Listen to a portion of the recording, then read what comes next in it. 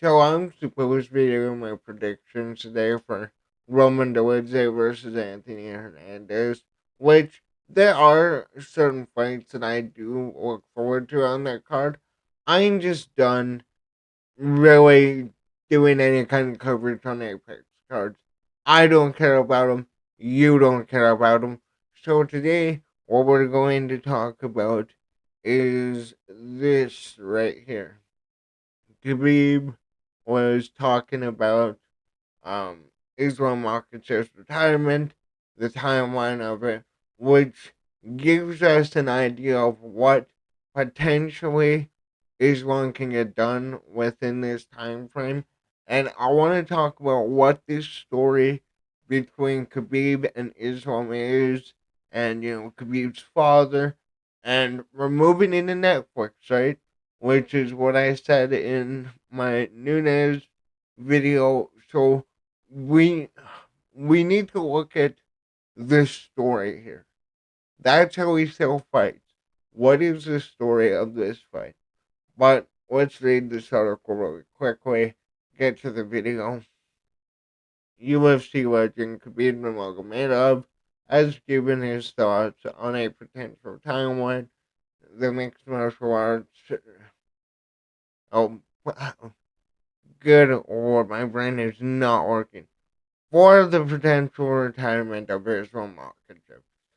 At the age of 33, Islam Makhachev has already achieved some incredible things in the sport of mixed martial arts. Now, though, he's hoping to take things to a whole new level as he prepares to challenge Jack Della Maddelena for the welterweight championship. If he wins, he would join an exclusive club of fighters who have won UFC world titles in two weight classes. One question that has been circulating recently is also a pretty important one. When will Islam Makhachev retire? Nobody knows for sure, but yeah, in this Khabib interview right here, which we're done with that article. I don't care what they say. In this interview, wait. Khabib breaks down the timeline, right? And if you guys remember, Ollie came out last year and said relatively the same thing. But we have completely different outline circumstances that will greatly benefit Islam Makhachev in his retirement, racking up money and building his legacy.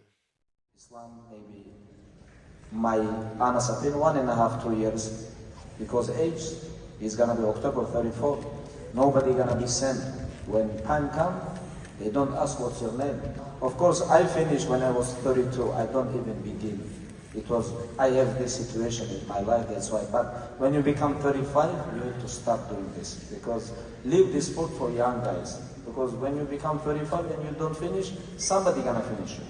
Why? It's better to finish. Why? After 35, you're never gonna be same. You like people can talk whatever they want. When you pass your prime, you're gonna fight only for money. Like Allah give you 7 years, for example. You finish 40. And last 5 years, you was fight only for money, but they knock you out 10 times. For what?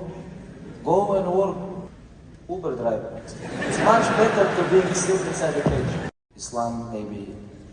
Okay, so right there, I'm gonna get to what he says at the end because I think again it's really good advice that we need to talk about more with certain issues. BJ Penn, Nick Diaz, I can go on and on with the names. But right there where the 1 to 2 years, 365 days, or around 800 or 700 days, whatever it is, that is very important to really understand what we have with Islam Makhachev. And now, if you remember, which I should have brought up that video, I should be able to find it though. Khabib announces when he announces JDM versus Islam in November. But that basically means Islam would have faced Ronaldo Moicano in January. Supposed to be Arman, which he if he beat Arman, and now that I want to find the video, I can't. There we go. So this video right here, where he announces the fight. I'll play it for you if you've never seen it. Ali, brother, they promised us. Be quiet, please. I think the manager. He's now upset because I give information. Like, I think here in New York.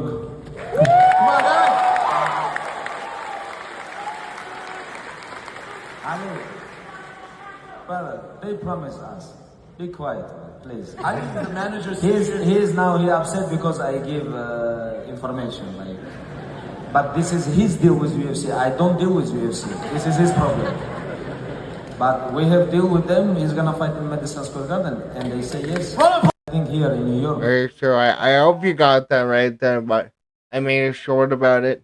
This clip was going viral, where we know for sure Islam is coming back in November, and he will be moving into the welterweight division, facing Jack Della Maddelena, who just beat his boy Bilal Muhammad in a really good fight. I know we all shit on Bilal Muhammad, and it is funny, but that fight was a banger. Um, so with him getting this out of the way, and let's say best case scenario, he wins that title. He's the welterweight champion in November. You look at his run right here. I'll leave the canceled fights out, right? But gets into the UFC in 2015 and gets knocked out in his first fight against Adriano Martins. Gets caught with, wasn't it? I can't forget if I think it was an overhand. Yeah, it was an overhand or an uppercut. But yeah, he got caught, dropped in the middle of the cage, and then he was supposed to fight Drew Dober, fell through. Wins his next two fights a unanimous decision. First on TKO, first on armbar. Fights Arman Sarukian when they were both on the come up, very close fight. Wins by unanimous decision and he gets fight of the night. Beats Davey Ramos, Drew Dober. These names don't matter. Dan Hucker matters though. He's been in the top of lightweight for the last like 5, maybe 10 years. Um, Bobby Green starches him in the first round, fights Oliveira, submits Oliveira in the second round, which Oliveira has the most submissions in the UFC or somewhere around that. Volkanovski, he fights him. Again, this was for the number one pound for pound, which is what him and Ilya Tuporia would be, and he beats him by unanimous decision, but doesn't get the number one pound for pound because many people thought Volkanovski won it. He's supposed to fight Oliveira in October that same year, but Oliveira got injured. Volkanovski steps up on 10 days' notice or 8 days' notice, and yeah, we're not going to talk about that one.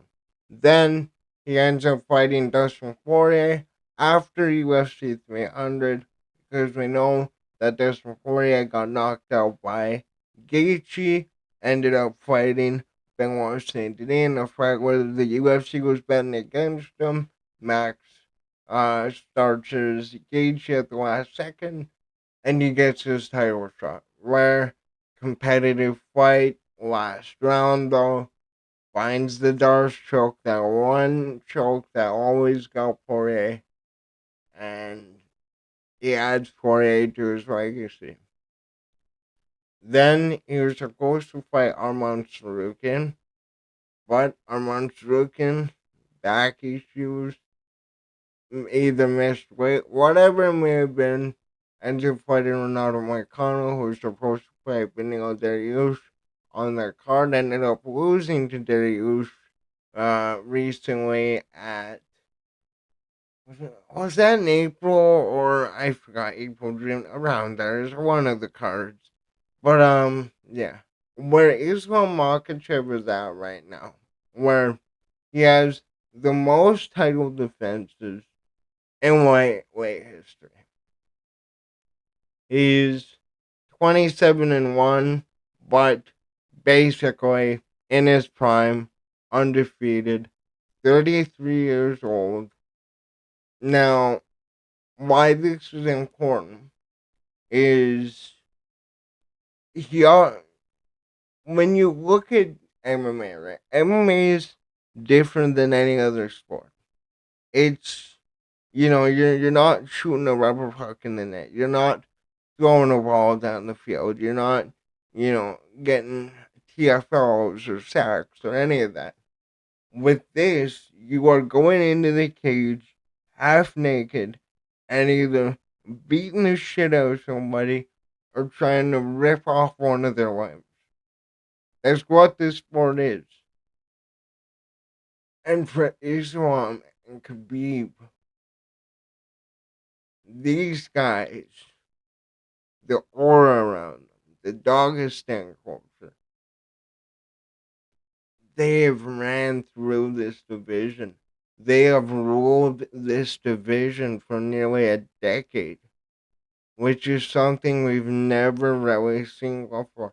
I mean, well, DC and Kane kind of did, but DC didn't win the heavyweight title until he fought Stipe.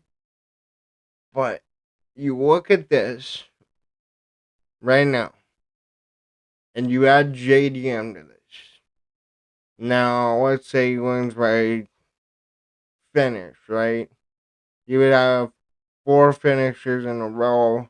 He would have beat, he would have won the Dagestan versus Australia battle by a large margin. But he would have won the welterweight title. He would be a double champion. The one thing that Khabib didn't do. And again, Khabib retired at 30, right? So when you look at what he did in his career, started off at CSFU, Renee Kachok dominated everybody. First, four first round finishes in a row. Um, some more finishes. Makes it to the UFC in 2012. Rare Naked Choke to start off his UFC career. Decision, first round TKO decision. And we know what this guy did. He ran through everybody. Fights RDA, former champion, beats him by unanimous decision. Daryl Horcher, a TKO. Supposed to fight Cowboy, the infamous Ferguson fight that never went down. Which, if you would have added Ferguson to his resume right here, he will probably be a guaranteed top five fighter.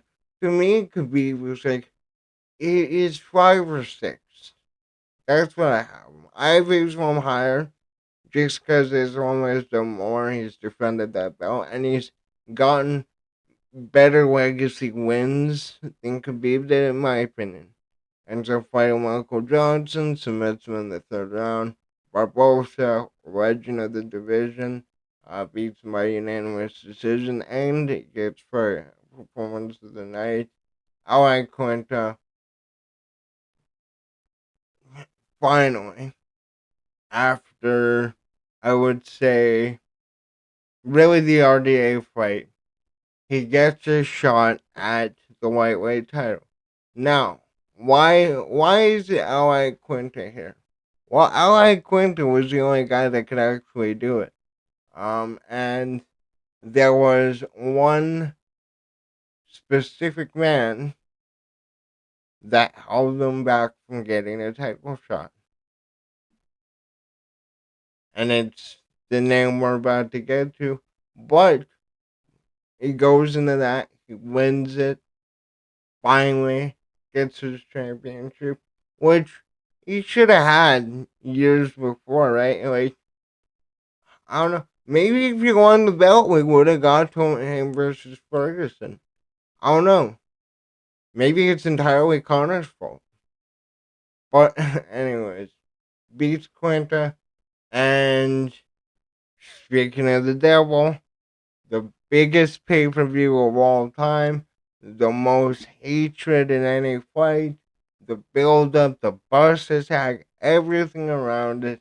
He goes in to this fight, and Dominic Cruz tries to. I didn't know I say I was trying to take a shot at Dominic Cruz, but the you're really gonna say that Conor McGregor is gassing out Khabib? I don't know, but this was peak Conor McGregor, the biggest star this sport has ever seen. Still to this day, fresh off of the Floyd Mayweather fight, made $100 million, and he walks in there after the bus incident, after the digs to his family, his religion, his wife, and he batters the shit out of Conor McGregor. I know that they gave Conor a round.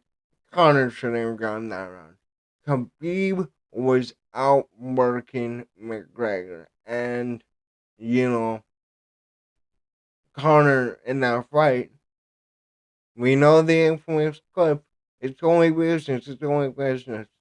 No, not the Khabib. And he submits Conor.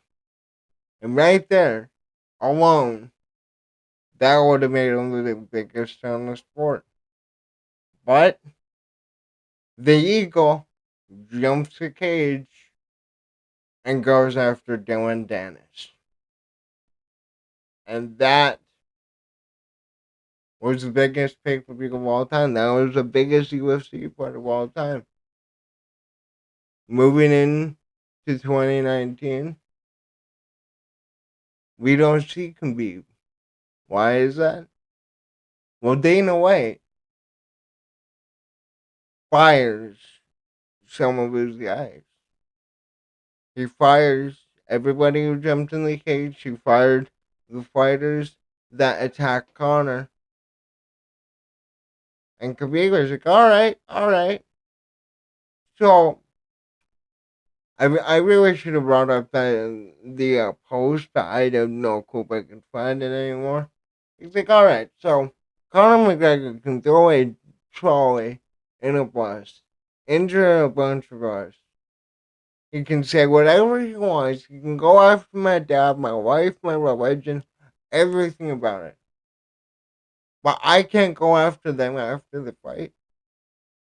You're really gonna tell me that me jumping over the cage and beating the shit out of Dylan Dennis? That's about what it is. You know, you can't have people fighting and, right next to fans, all that stuff. But the number one thing that made me a fan of Khabib, right, was that right there. Was, okay, I see. You're not gonna do anything about the guys behind Connor that helped win that bus incident? Alright, fuck you. Take the belt. I'm done. Sure enough, his friends come back. We got him versus Poirier. Late in 2019. Man, you guys know how I feel about Poirier. Poirier did good. But again, man, it's Khabib was incredible. And he finds the rear naked choke in the third round. And the sad part about Khabib is that we all knew that he was great at grappling. What I forgot to mention in the Conor fight, He outboxed Conor McGregor after Floyd Mayweather. After Conor McGregor fought one of the greatest boxers of all time, he outboxed McGregor. Submits Poirier, which Poirier would go on to build off McGregor as well, even though he built McGregor. Once again, around April, Khabib Nurmagomedov versus Tony Ferguson, April 18th. Wasn't I think the second one he tripped over the cable. This one was yeah, it was the traveling issues, right? Where what happened then. We don't see Khabib until October, but the major thing that happened in between this was the loss of his great father, and that hit him. That hit the entire community. That hit Islam Makhachev. Again, these guys live in a village together, right? These guys grew up with one another. And I'm going to quickly type in his name. Um, uh, I apologize for blanking on his father's name, but Khabib, Khabib father, um, Adumanov, yeah, Adumanov. This guy ran this camp in a small village called Dagestan, where he trained his sons, I should say, and Khabib would go in to the UFC, dominate, never got the recognition that he deserved until he finally got the belt. Until Dana White, the UFC, couldn't deny him anymore. And he goes down as the greatest lightweight of all time.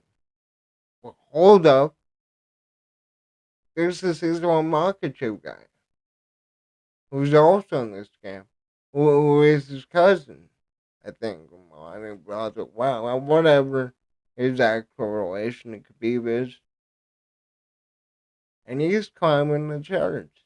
He's beating Dan Hooker. He's also running through everybody. Yeah, he got knocked out in his first fight. All Oliveira going on an incredible run. The Oliveira mania. Maybe Oliveira can do it. Like, man, this guy got knocked out, right? No. These two guys, this camp embodies everything this sport is about. And Islam comes in. He takes the defense record from Khabib and BJ Penn. And the only way he can really top Khabib with that one loss will be winning that welterweight title. And then going back down and facing Ilia Topuria, who probably by that time will have beaten Justin Gaethje, Arman Sarukian, one of these names. This is the greatest duo in MMA history, and it's not even close. Whether you are a fan of Dagestan fighters, which I certainly am not, you have to respect what these guys have done for this business, man. And we're moving into the new era. We're moving into the streaming era. Yeah, I'll have to work more into the ESPN Netflix deal. Man, it's gonna be a fun November to say the least. But let me know, what do you think about Islam's retirement path? Who do you want to see him fight? It is very clear he's fighting JDM in November. The Ilya Taporia fight is the most obvious fight to make. We know that he wants to fight Kamaru Usman. We know that Ali wants that double dip money. Islam is a top three fighter of all time. Jones, GSP, Islam Makhachev. Those are my top three. You can put them in any order you want, in my opinion. But yeah, man. This is an incredible interview from Khabib Nurmagomedov. I need to go watch this full conference. I really do. There's a lot of clips that came from it.